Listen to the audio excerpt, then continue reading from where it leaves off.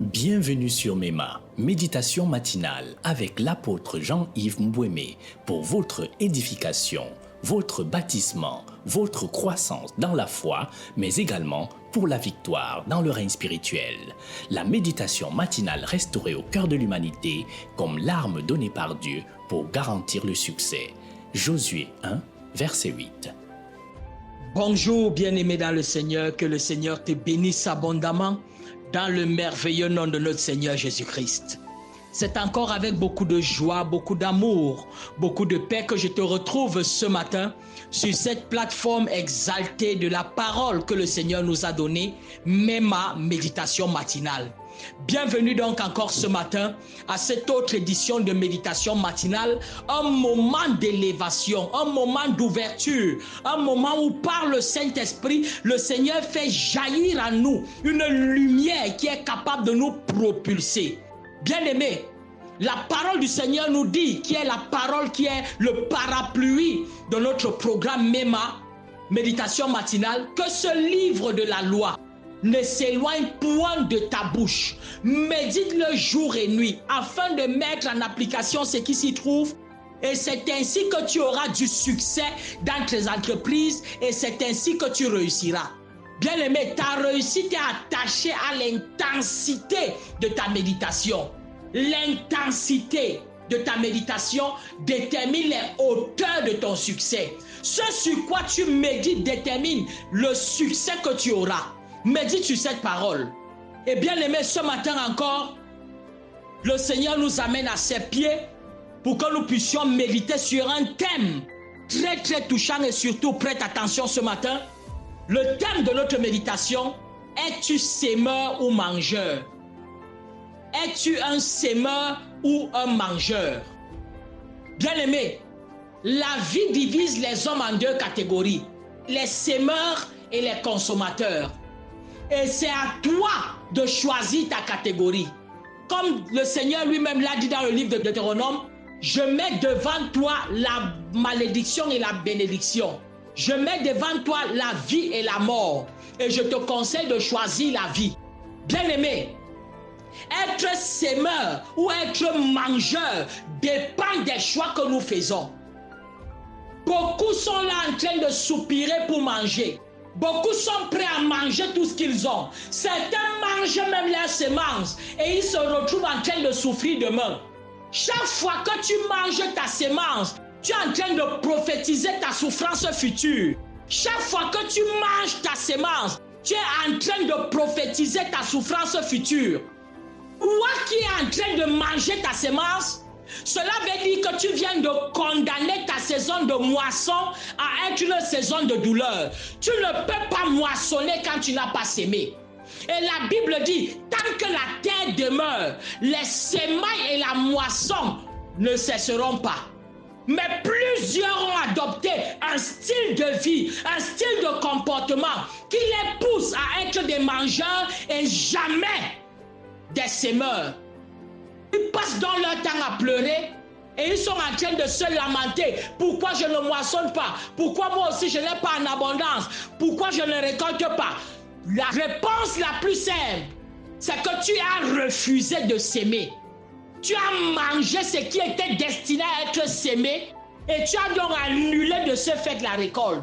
Quand tu manges ta semence, tu annules de façon impérative ta récolte.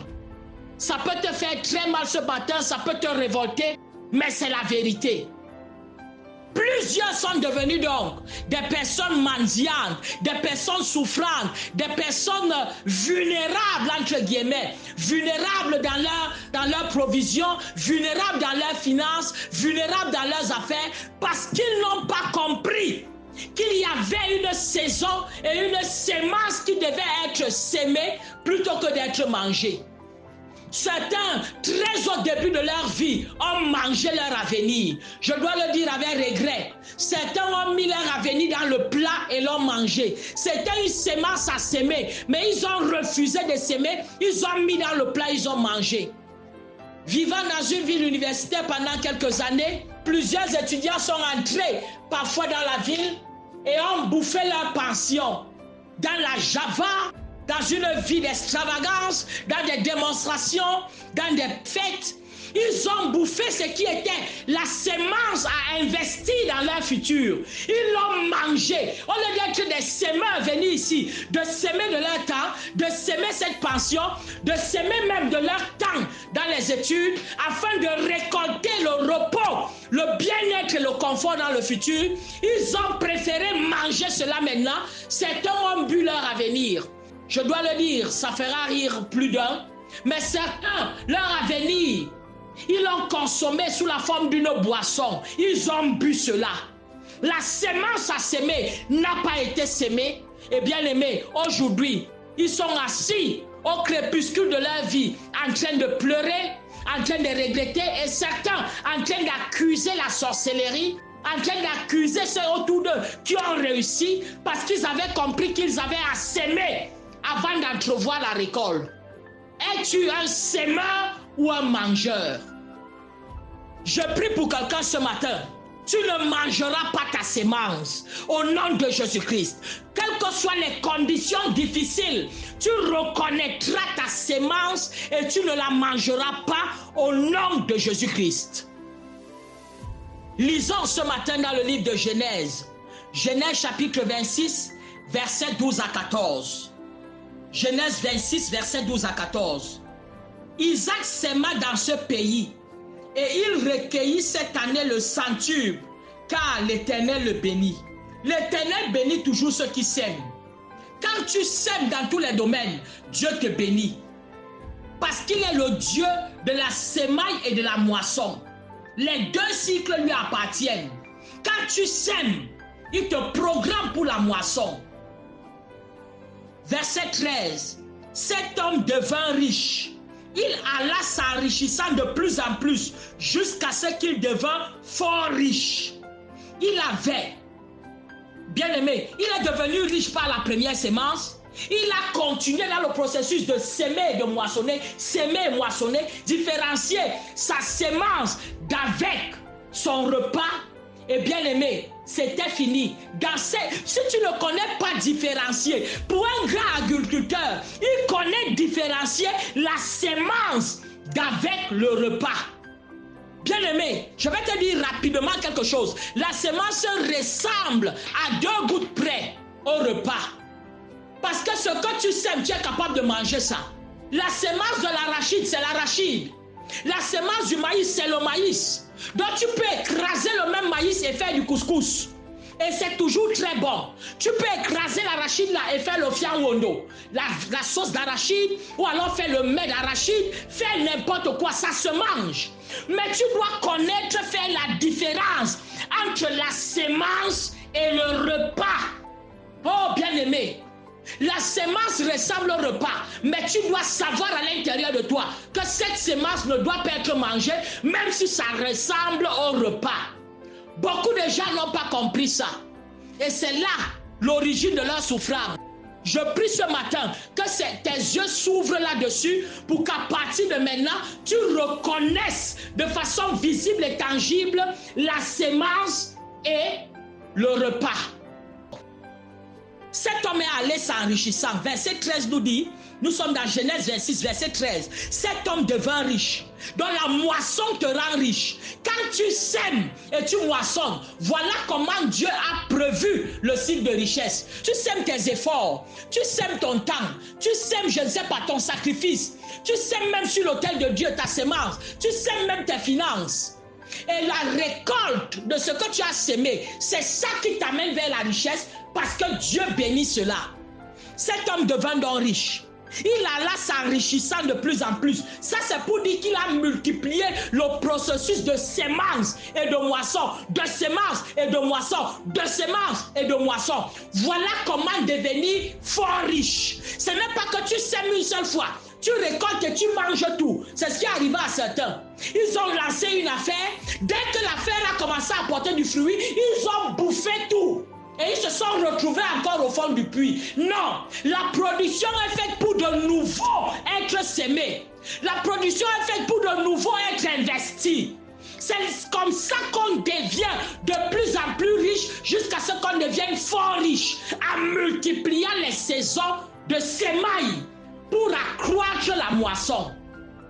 Ce que je dis, si certaines personnes vont mettre off, mais ceux qui vont rester connectés, qui vont prier et comprendre ça, bien aimé, les géants se lèvent financièrement. Les géants se lèvent qui vont aller s'enrichissant et devenir fort riches au nom de Jésus-Christ. Méditer avec l'apôtre Jean-Yves Mbouémé, c'est garantir chaque jour le succès dans ce qu'on entreprend, c'est recevoir un comprimé de victoire.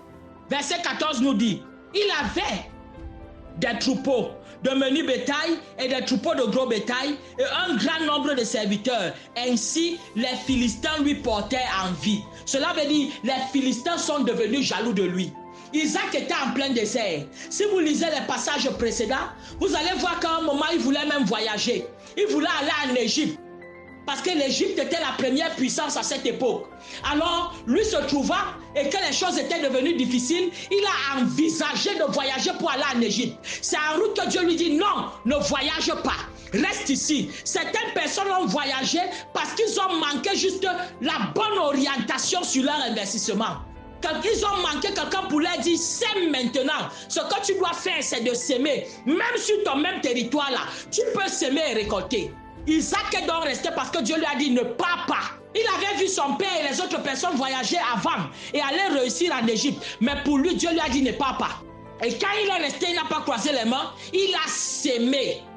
Et il a sémé sur le territoire pendant que les autres mangeaient leurs semences. Les Philistins étaient là, en train de manger leurs semences, en train de faire ci. Isaac a réuni, tu sais, au moment où tu dois s'aimer, je dois toujours vous dire ça. S'aimer est toujours un produit d'un très grand sacrifice. Parce que même quand la saison des semences vient, la saison des semailles vient toujours pendant la saison des disettes. Vous allez constater que pour que tu sèmes, tu dois avoir faim.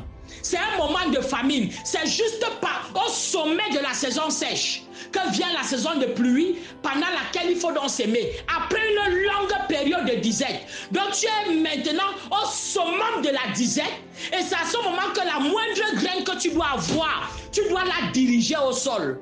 Bien aimé, il faut être très discipliné pour être un semeur. Pour reconnaître un semeur dans la vie, c'est la dimension de discipline. La discipline stomacale, permettez-moi le mot, c'est ta dimension de discipline stomacale qui va déterminer la qualité de semeur que tu seras. Mais si tu es une personne dont l'estomac est indiscipliné, tu passeras ton temps à manger toutes tes semences. Isaac a sémé. Et les Philistins étaient là. Et au moment de récolter, ils ont commencé à lui porter envie, c'est-à-dire à développer des jalousies. Si vous lisez la suite, vous allez voir les méchancetés qu'ils ont commis. Ils ont commencé à commettre contre lui. Bien aimé, c'est comme ça donc quand tu es un semeur, tu attires l'envie et la jalousie de ceux qui ne sont pas des semeurs. Je prie que tu deviennes un semeur au nom de Jésus. Que tu cesses d'être un mangeur au nom de Jésus-Christ. Tu sèmes, bien aimé. S'aimer dans l'œuvre de Dieu, s'aimer dans l'avancement du royaume, s'aimer dans tes études, s'aimer dans ton business, s'aimer dans ta famille. Multiplie différents types de semences. La semence, ça peut être la consécration de ton temps. Un élève sème en privant et en coupant, en diminuant une partie de son sommeil. Il sème une partie du plaisir du sommeil en investissant dans les études afin de moissonner demain la promotion et les postes élevés. Voilà une forme de semence. Et on a les semences familiales, les semences maritales. Tu te prives de certaines choses afin de mettre ton confort ou ton conjoint dans un confort pour moissonner le bonheur demain. Et les Philistins commencent à t'envier. Non, elle a trouvé un bon mari. Non, c'est parce que lui, il a juste une bonne femme. Personne ne trouve un bon mari ou une bonne femme. C'est l'investissement de ta semence. Ce que tu sèmes en la personne, c'est ça qui détermine ce que tu moissonneras demain. L'amour et l'attachement de son cœur demain. Oh, je parle à quelqu'un qui vient de transformer la qualité de sa sémence. Quelqu'un vient de savoir ce qu'il a à s'aimer. Tu sèmes dans tes enfants. Certains ont refusé de s'aimer dans leurs enfants. Et ils ont récolté au crépuscule de leur vie l'abandon, le délaissement, la pauvreté. C'est pour cela que parfois, vous voyez des parents dans des atroces souffrances. Mais je n'encourage pas ça. Je dis, si tu es dans cette catégorie, change. Mais les parents qui ont des enfants bien placés, parfois ont voyagé et ne s'occupent que parfois de leur mère. Et leur père est dans le manque, dans la douleur, dans la souffrance. Pourquoi? Parce que les enfants se rappellent qu'il avait refusé de s'aimer en eux quand il avait encore la sémence en main. Il a refusé de s'aimer. Mais je prie pour la repentance, je prie pour le pardon, je prie pour la réconciliation. Ne fais pas comme lui, sème en lui. Sème dans sa vieillesse afin que dans ta vieillesse à toi, tu puisses récolter le fruit de tes enfants. Sème dans l'œuvre de Dieu. Certains n'ont jamais sémé dans l'avancement du royaume. Je prie que cette saison soit pour toi une saison où tu sèmes pour pouvoir récolter en abondance dans la bénédiction. Sème mentalement, sème financièrement, sème émotionnellement, sème dans tous les domaines de ta vie, là où tu dois récolter en abondance. Ce que tu veux demain, aujourd'hui c'est le temps de s'aimer. Aujourd'hui, c'est le temps de s'aimer. Et je t'ai dit, ne pense pas que tu vas s'aimer quand c'est déjà confortable. Non. Je te donne ici, là, maintenant, 3 éléments principaux pour pouvoir bien s'aimer, qui déterminent la qualité de ta récolte. 3 points capitaux qui déterminent la qualité de ta récolte. 1. La qualité de ta sémence. Certains ont sémé, mais ils ont sémé des médiocrités. Pour déterminer une bonne récolte, bien aimé, tu dois avoir une bonne qualité de sémence. Qu'est-ce que tu sèmes? Certains ont parfois pensé qu'ils pouvaient tromper le sol. Et j'aime le sol en agriculture. Si tu donnes au sol une mauvaise sémence, crois-moi, il va te renvoyer une récolte qui ressemble à ta sémence. Voilà pourquoi vous allez voir les grands-mères. Elles vont sélectionner la qualité du maïs qu'il y a à s'aimer. Elles montent au grenier, elles sélectionnent les plus gros épis avec les plus grosses et les plus belles graines afin de pouvoir garantir le même type de moisson. Donc, bien aimé, quelle est la sémence que tu fais? Bien les gens, certains ont sémé l'hypocrisie. Ils ont semé le mensonge et ils sont étonnés de récolter le rejet, de récolter la haine. Bien aimé, examine la qualité de ta sémence. Ce que tu veux s'aimer là, est-ce que c'est une bonne sémence? Certains ont parfois sémé dans la vie des gens pour pouvoir se moquer d'eux. Je te donne 1000 francs, mais pour aller raconter partout et dire partout, et je te donne ça en me moquant de toi, en jetant au sol. Ça, c'est que j'ai détruit ma sémence. Parfois, tu soutiens une œuvre de Dieu et après, tu commences à en faire un chantage, tu commences à faire le chantage sur cette personne, ainsi de suite. Bien aimé, c'est que tu détruis ta sémence. Examine la qualité de ta sémence. 1. 2. La qualité du sol. Certains ont sémé dans des mauvais endroits. Bien aimé, peu importe comment tu sèmes l'amour dans la vie d'un délinquant qui n'a pas encore connu la vérité ni la lumière, ça ne peut pas donner. Quand tu choisis mal ton sol, va demander aux agriculteurs. Si tu passes semer sur la pierre, peu importe les prières et la pluie qui va tomber, le grain là ne va jamais se lever et il ne pourra pas porter du fruit. Sélectionne la qualité de ton sol. Beaucoup sont frustrés parce qu'ils avaient semé dans des mauvais endroits. Quand tu sèmes dans la vie de la femme de l'extérieur, au lieu de semer dans la vie de la femme de ta maison, celle qui est chez toi, bien aimé, qu'est-ce que tu vas récolter? 3. La qualité des saisons. Tu dois s'aimer dans la bonne saison. C'est très important. Et la saison ici, c'est Dieu qui la détermine. Isaac ne savait pas que c'est une bonne saison.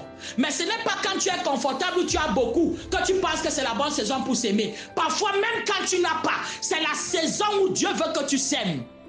Donc la saison ici, c'est Dieu. Quand Dieu t'a déjà mis à cœur, sème bien aimé. La saison, ce n'est pas toi qui la détermine. Certains disent que non, je vais souvent aider les gens, je vais semer la sémence du bien en aidant les gens. Quand moi-même je serai déjà très bien, quand je serai milliardaire, je vais donc aider maintenant les gens ou je vais subventionner l'œuvre de Dieu. Non, c'est même maintenant que tu n'as encore rien, que ton cœur peut être visible. Alors bien aimé, la bonne saison. Et la bonne saison, c'est Dieu qui la donne. Quand il te dit que c'est la bonne saison, ça veut dire qu'il te garantit la moisson. La grâce de l'Éternel est sur toi. Tu es béni ce matin. Tu ne feras plus l'erreur. Tu vas être un semeur et non un mangeur. Tu ne mangeras pas ton avenir. Tu ne confondras pas ta sémence avec de la nourriture. Au nom de Jésus-Christ. Je prie maintenant que toute sémence que tu sèmes tombe sur la bonne terre. Qu'elle soit la bonne sémence et qu'elle soit dans la bonne saison. Au nom de Jésus-Christ. Tu es béni. Je suis l'apôtre Jean-Yves Bouémé pour te servir. Rendez-vous au sommet. Le succès est pour toi. Tu sèmes, tu récoltes la même année. Cette année, tu récoltes au nom de Jésus. Un seul mot, une seule parole, c'est shalom. J'espère que tu as été édifié encore ce matin avec l'apôtre Jean-Yves Bouémé. Retrouve l'intégralité des méditations précédentes sur toutes les plateformes MEMA.